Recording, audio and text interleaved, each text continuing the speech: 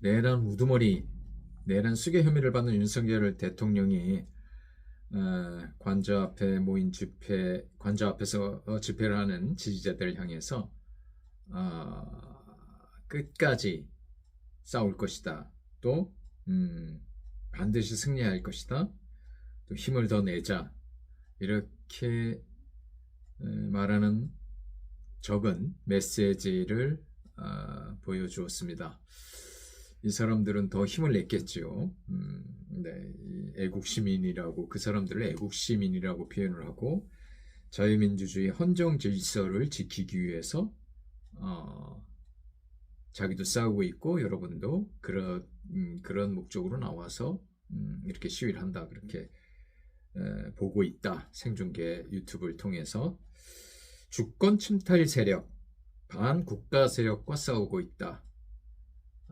이렇게 말하고 있습니다. 그러니까 대한민국의 시민의 한 70% 이상을 다 주권 침탈 세력이나 반국가 세력으로 본 것이고요. 12.3 비상계엄 혹은 12.3 내란이 맞다면 아직 뭐 수사나 탄핵이나 이것도 결정되지는 않았습니다. 만약 그게 맞다면 어찌됐든 그것을 통해서 이제는 공수처의 그런 수사에도 협조하지 않고 체포영장에도 불응하고 그러면서 윤석열이 진정으로 내전을 원하고 있는 건가요? 지금 이 메시지만으로 보면 정말 이 사람이 우리가 생각했던 것과는 정말 상상 이상의 생각을 가지고 있다. 이렇게 볼 수밖에 없고요. 이 그 메시지를 통해서 강력하게 싸우기를 원하고 있고 그렇다면 뭐 어찌됐든 그분들도 대한민국 국민이니까 그런 지지자들도 어쨌든 이렇게 양쪽에 갈라져서 싸운 걸 내전이라고 그러죠. 참 안타까운데요. 또 국민의힘은 또 부추기고 있어요. 계속 윤석열 편을 들면서 국민의힘은 계속 뭐 체포영장이 잘못됐다, 판사의 판단도 잘못됐다, 계속 이렇게 말을 하면서 윤석열을 부추기고 지지자들을 그 극우적 성향을 가진 지지자들을 부추기고 있습니다. 그 CNN에도 그 실시간으로 생중계가 되고 이렇게 계속해서 현장 상황을 전해주고 있는데요.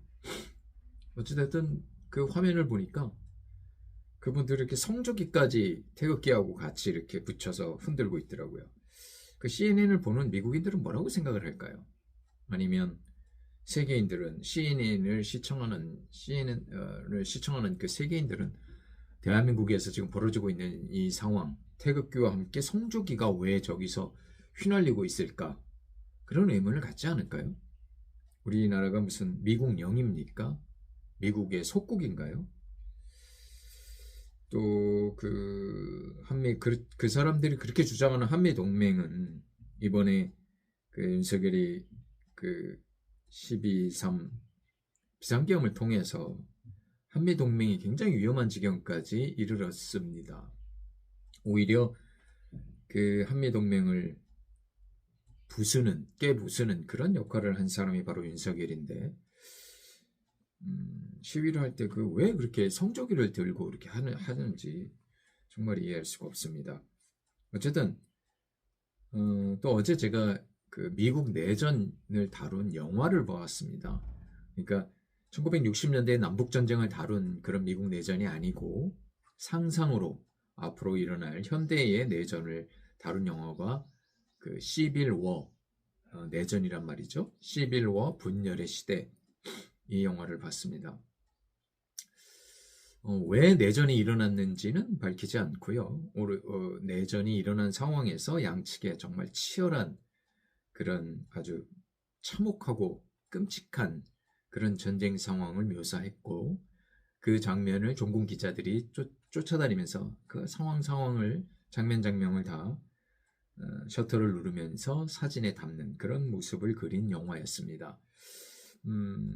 이렇게 윤석열이 메시지를 통해서 싸우겠다고 하는 걸 보니까 이 시빌워 분열의 시대라는 영화 그냥 예사롭게 보이지가 않더라고요. 스페인 내전부터 루안다 내전, 시리아 내전, 참 캄보디아에서 일어나는 대량 학살, 루안다 학살 이런 것들을 볼 때 우리는 오히려 내전이 더 끔찍하다 이런 생각을 할 수가 있고요. 더 치명적이고 더 파괴적인 결과를 낳는 것이 바로 내전이다. 이렇게 볼 수 있어요. 그 한국 전쟁에 대해서 연구를 많이 한 브루스 커밍스의 한국 전쟁에 관련한 책을 보면 브루스 커밍스는 한국 전쟁은 내전으로 봤습니다. 남과 북의 내전으로 봤고요. 지금은 만약에 브루스 커밍스의 의견인데 물론 이 의견에 동의하지 않는 분도 많이 있을 수 있습니다만 어쨌든 한국 전쟁이 남북 간의 어떤 내전이라고 브루스 커밍스가 말한 대로 본다면 지금은 뭐 남남 간의 내전을 윤석열과 일부 지지자들은 원하고 있는 건가요? 그리고 국민의힘은 그걸 부추기고 있는 건가요? 굉장히 위험한 상황입니다. 어쨌든 내전은 이제까지의 세계 역사적인 내전은 이념적 갈등이 굉장히 큰 원인이 되었고요. 주요 원인이었고 그 다음에 종교적인 갈등, 그 다음에 이제 어떤 뭐 경제적인 불평등 이런 것들이 내전의 주요 원인이었죠. 그렇다면 우리는 지금 무슨 뭐 법치주의와 뭐 절대주의, 뭐 민주주의와 반민주주의, 뭐 비민주주의 이렇게 싸우고 있는 걸로 봐서는 뭐 그 정치적인 갈등, 이념적인 갈등이 좀 크다고 볼 수 있겠습니다만 어쨌든 주권 침탈 세력이나 반국가 세력으로 반대편을 이렇게 정의한 윤석열과 그 극우 지지자들은 어쨌든 이렇게 심각한 치명적이고 참혹하고 끔찍한 결과를 낳을 수 있는 그런 그 내부의 갈등, 싸움, 전쟁 이런 걸 원하는 건 아닐 거 아닙니까? 제발 정말 그 정신 좀 차리길 바라겠고요. 그 2차 세계대전 당시 독일 침공했을 때 프랑스의 비시 정부가 세워졌죠. 독일과 협조하는 그런 비시 정부가 세워졌을 때 한 4년 정도인가요? 어쨌든 그렇게 지배를 당하고 나중에 독일이 물러났을 때 프랑스는 철저한 과거 청산을 시도했습니다. 그 끔찍한 사형부터 해서 정말 많은 사람들, 독일에 협조한 그런 사람들, 프랑스 사람들에 대한 그런 과거사 청산을 뭐 완벽하진 않지만 그래도 엄청난 그런 성과를 올리기는 했죠. 그래서 아직도 미완이긴 합니다만 프랑스의 독일 협조자에 대한 그런 과거 청산은 어느 정도 이루어졌다고 볼 수 있습니다.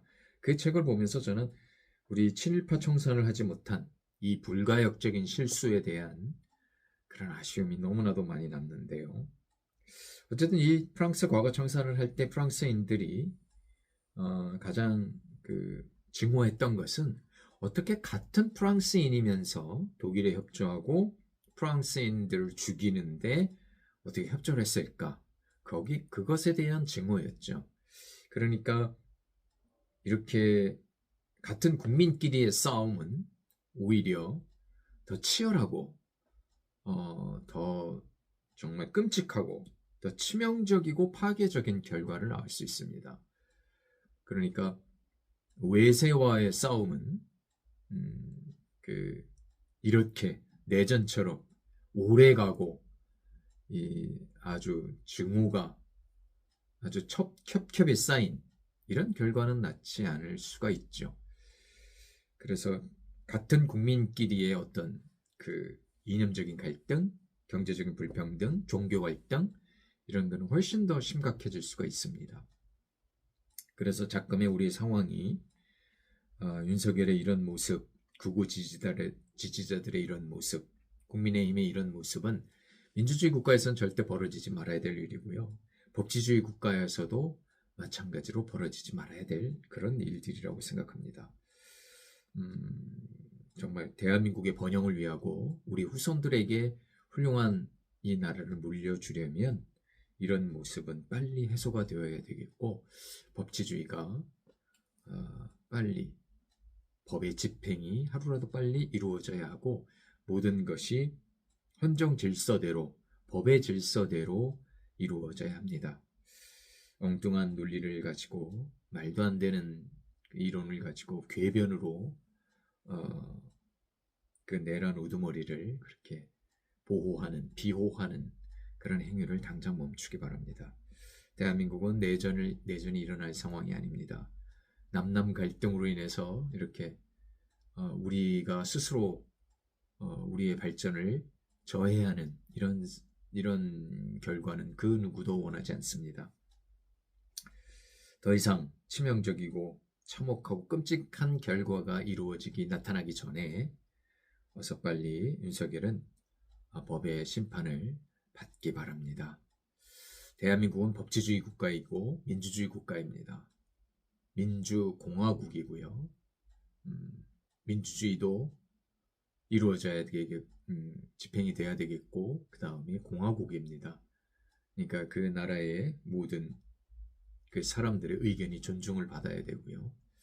그 다음에 이렇게 정치하는 사람들은 시민의 안전, 시민의 의견을 우선해야 되는 것이죠.